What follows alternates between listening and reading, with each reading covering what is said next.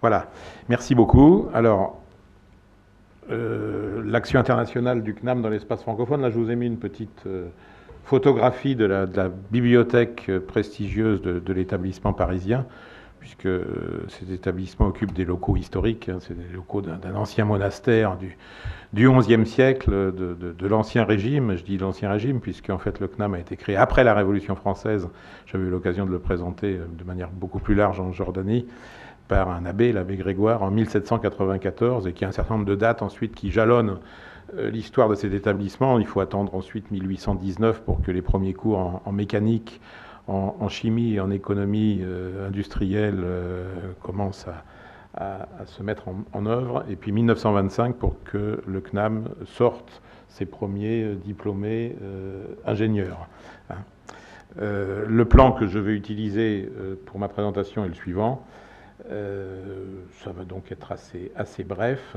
Je vais commencer donc par une présentation succincte de l'établissement, puisque je l'avais donc déjà présenté au moins une fois, sinon deux. Le CNAM forme avec ses centres associés un réseau. C'est ça qui est important de comprendre, à vocation nationale et internationale, dont le siège est fixé à Paris. Pourquoi un réseau avec ses centres associés ? Pour remplir les missions qui sont celles d'une université classique, en fait, sauf que le CNAM n'en est pas une, puisqu'il s'adresse essentiellement à un public d'adultes, à travers la formation professionnelle continue, mais qu'il a aussi des activités de type classique universitaire, en termes de recherche, en termes de diffusion de culture scientifique et technique, et pour celles et ceux qui connaissent précisément l'établissement parisien, où nous avons un musée, le musée des arts et métiers, des arts et techniques.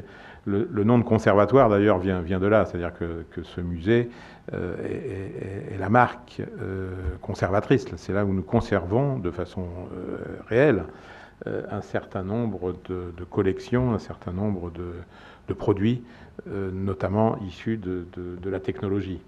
Un réseau sur l'ensemble de la France métropolitaine et ultramarine, et puis internationale, ça va être l'objet de mon propos ensuite, puisque nous sommes sur une mission en effet de formation professionnelle continue que l'État, à travers l'enseignement supérieur, parce que nous relevons de la tutelle enseignement supérieur et recherche, comme toutes les universités, mais l'État a délégué depuis la première loi de décentralisation dans les années 82-83 aux régions françaises et ultramarines la compétence en matière de formation professionnelle.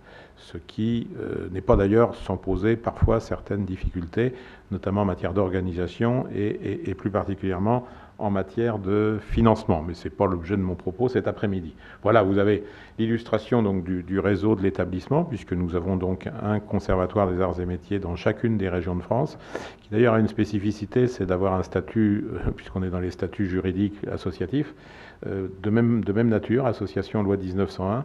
La seule établissement public, c'est le siège parisien et son centre d'enseignement parisien avec une vingtaine de milliers d'élèves. En gros, il y a 100 000 élèves au CNAM par année, et donc ça veut dire qu'il y en a 80 000 qui sont dans des structures qui ne relèvent pas de l'établissement public, mais qui relèvent donc de structures associatives dont chacune se trouve dans une région française de la métropole, 22, plus 6 ultramarines, sans parler des structures internationales, dont je vais vous dire un mot maintenant, en matière précisément d'abord des actions de l'établissement dans ce cadre-là. Alors vous voyez que nous avons en gros 10 000 élèves dans le monde, hors l'aspect donc français, métropolitain et ultramarin, dans des zones géographiques assez diversifiées. Les plus grosses implantations se situant, je commence par la seconde, puisque c'est un CNAM au sens de ce que je viens de vous dire, comme on a sur le territoire métropolitain au Liban, à Beyrouth, et avec un certain nombre d'antennes dans des villes comme Baalbek, Tripoli, Gaza et j'en passe. Nous avons 5 antennes hormis Beyrouth. C'est le CNAM international historique, puisqu'il a été créé en 1967 ou 1968. Il forme environ 4000 élèves par an sur la base des formations de l'établissement public national français, qui sont, je ne reviens pas là-dessus puisque je les ai déjà présentés, on les trouve partout, ce sont soit des formations de type licence master et également doctorat d'ailleurs, dans toutes les disciplines sauf la médecine, et des formations de nature beaucoup plus professionnelles ou professionnalisantes dans le cadre législatif français, qui sont inscrites, qui sont enregistrées au répertoire national de la certification professionnelle et reconnues par les branches professionnelles sur des niveaux de qualification, en ce qui nous concerne, établissement de formation supérieure post-baccalauréat, de type niveau 3, niveau 2 ou niveau 1. Et puis, une forte implantation en Afrique et au Maghreb, 23 implantations, j'y reviendrai après, d'un des instituts de l'établissement, puisque l'établissement est structuré dans de nombreux instituts, qui est l'institut francophone le plus important dans le domaine de la comptabilité, du contrôle et de l'audit, qui est l'Institut national des technologies en économie et comptabilité, l'INTEC, donc qui est réparti dans de nombreux pays du continent africain. D'autres implantations, je dirais presque à la limite anecdotiques lorsqu'il s'agit, quoique en Allemagne, alors là on n'est pas dans la francophonie, mais c'est pas si anecdotique que cela, puisque nous délivrons un diplôme d'ingénieur français à l'université de Darmstadt dans le cadre de la formation continue, et par des modalités qui ont été évoquées tout à l'heure par Jean Nguyen, qui sont des modalités assez spécifiques à l'établissement CNAM, qui sont des modalités de formation par alternance et par apprentissage. Enfin, quand je dis elles sont spécifiques, non, elles ne sont pas spécifiques au CNAM. En revanche, c'est de la formation initiale qui est autorisée à un établissement de formation continue, à la limite de ce qu'il est raisonnable de faire pour ne pas être en concurrence avec nos collègues des universités territoriales correspondantes. Bon voilà, et puis d'autres implantations. Au moment où je vous parle, l'administrateur général actuellement en poste, Christian Forestier, est en Chine, où il est en train de signer la création de 2 implantations du CNAM à Pékin et à Wuhan. Donc nous diversifions nos implantations dans le monde entier. Et puis une implantation dont je m'occupe particulièrement et dans laquelle je vais retourner dans une dizaine de jours, j'en viens, c'est à Laval, à l'Université Laval, à Québec, où nous sommes en train de mettre en place un partenariat avec l'Université Laval et la création d'une antenne du Conservatoire des Arts et Métiers à la demande des collègues québécois. Pardon, je suis revenu en arrière.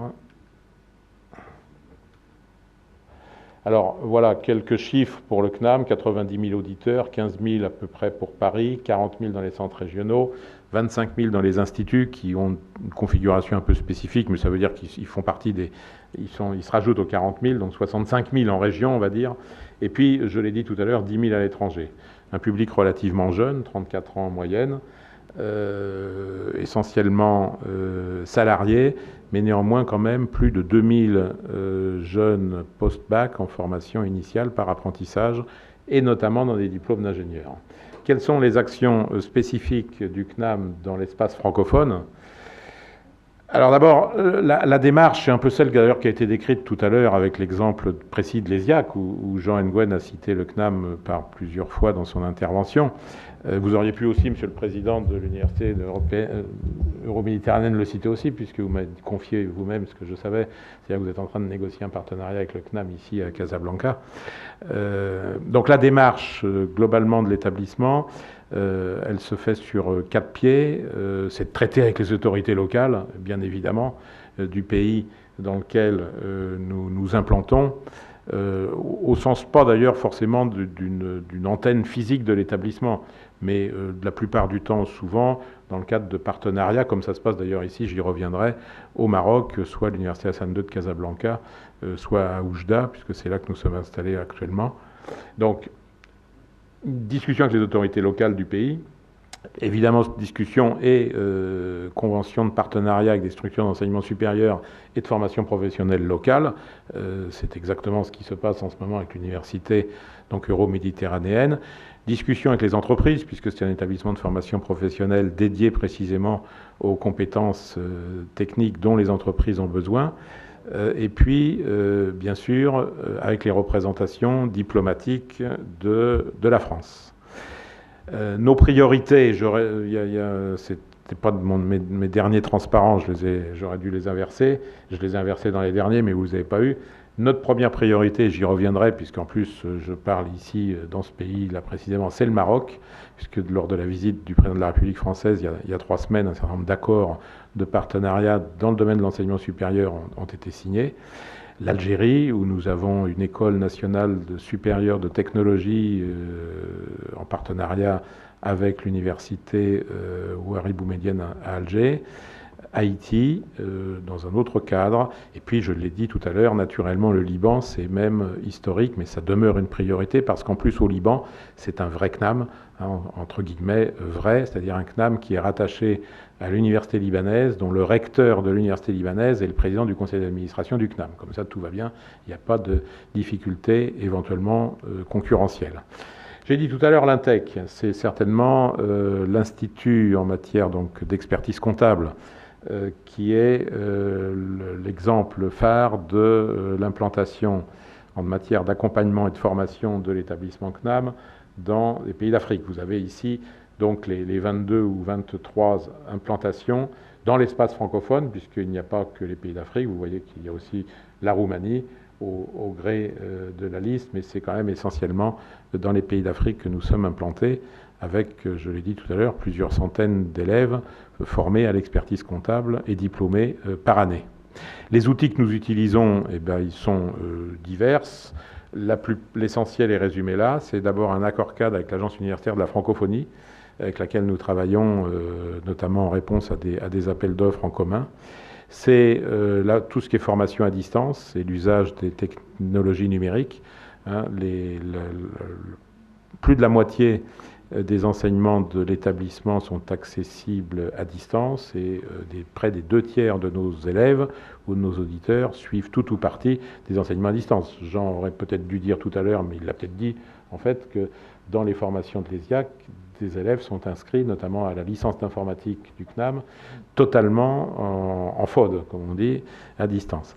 Un autre outil, c'est en général, et d'ailleurs, je quitte la francophonie, mais l'administrateur général qui signe des accords actuellement, qui signe la création de 2 CNAM en Chine, c'est à travers l'accompagnement d'entreprises françaises, notamment PSA, qui a demandé à ce que le CNAM accompagne la formation de compétences techniques et d'ingénieurs là-bas sur place. Et puis la validation des acquis de l'expérience, qui est un outil législatif français pour valider, certifier des salariés à travers des compétences reconnues à travers ce dispositif. Et je crois savoir d'ailleurs, puisque c'est dans ma direction des formations, que le service VAE travaille beaucoup à sa demande avec le Maroc pour la VAE d'un certain nombre de personnels de différentes entreprises marocaines. Alors le CNAM au Maroc, c'est pas la photo, c'est le CNAM à Paris, mais rue Saint-Martin, c'est pas encore le CNAM au Maroc, mais disons-en quelques mots, puisqu'en effet, le CNAM au Maroc existe depuis 2005. À travers, dans chaque implantation à l'étranger, nous avons une structure spécifique. Je disais tout à l'heure, pour le CNAM au Liban, c'est un rattachement universitaire. C'est certainement la structure la plus aisée et la plus évidente. Mais bon, ici, c'est jusqu'à maintenant, puisque c'est encore une représentation qui a été créée et qui est sous contrôle de l'ambassade de France, ici, à Rabat. Bien que le CNAM donc, soit positionné à Casablanca et à Oujda, vous le voyez, avec environ 1200 élèves, mais avec des forts partenariats donc, universitaires et à travers des structures, le MEDEF marocain, puis l'Office de formation professionnelle et continue marocain. Les enseignants, chercheurs et professionnels sont évidemment ici agréés par le CNAM en convention avec les établissements universitaires partenaires. Voilà les partenariats que nous avons. Hein, je vais passer puisque le temps passe. D'autre part, simplement pour dire que ce CNAM au Maroc a conduit à la création d'un institut supérieur marocain pour la formation tout au long de la vie, dont le CNAM, pour le moment, est le pilote pour le compte des partenaires que vous avez au-dessus, qui est le ministère de l'Enseignement supérieur, de la Recherche scientifique et de la formation des cadres du Royaume du Maroc, le ministère de l'Habitat, de l'Urbanisme, de la Politique de la Ville, et puis le MESR de la République française. Cet institut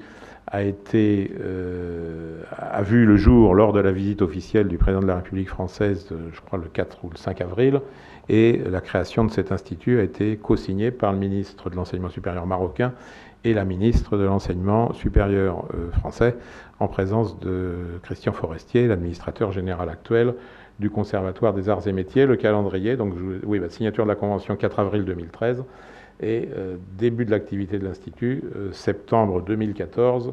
Je suis le pilote actuel du groupe de pilotage qui doit donc maintenant mettre en place les contenus à l'intérieur de cet institut marocain de formation tout au long de la vie.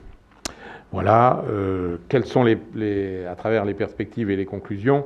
La démarche du CNAM, ça consiste donc à valoriser et à transférer notre savoir-faire acquis, on va dire, de manière quasiment historique en matière de formation continue d'adultes, et à travers un partenariat fort industrie-formation professionnelle, accompagner la création d'établissements d'enseignement de formation professionnelle supérieure, et puis consolider la position des centres partenaires.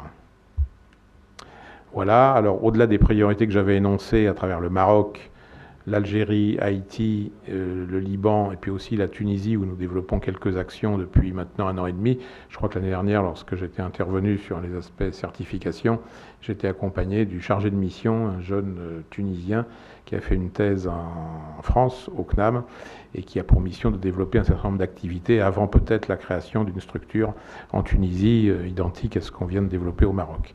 On a d'autres opportunités, on l'a vu à travers le Cameroun. Historiquement, il y avait un CNAM au Bénin, à Cotonou. Il a récemment fermé pour des raisons sur lesquelles je ne m'étendrai pas. Et notre approche est tout à fait maintenant différente. Et elle est différente, la pénétration, si je peux utiliser ce terme, au niveau de l'Afrique, se faisant par Dakar au niveau de l'Afrique de l'Ouest et par Douala, Yaoundé au niveau de l'Afrique centrale par le Cameroun. Madagascar, le Vietnam, et puis je l'ai dit tout à l'heure, j'y retourne dans 8 jours, à Québec, dans l'espace donc francophone, à la demande d'ailleurs de l'Université Laval, qui souhaite avec nous dispenser des formations. Vous avez tous entendu parler des MOOC, des Massive Online Open Course. Donc nous sommes en train de réfléchir à la constitution d'un MOOC franco-québécois, si je puis dire, à l'adresse d'un certain nombre de partenaires africains et ou haïtiens, puisque autant le CNAM que l'Université Laval ont beaucoup de coopération à travers la francophonie sur le continent africain et sur l'île d'Haïti également.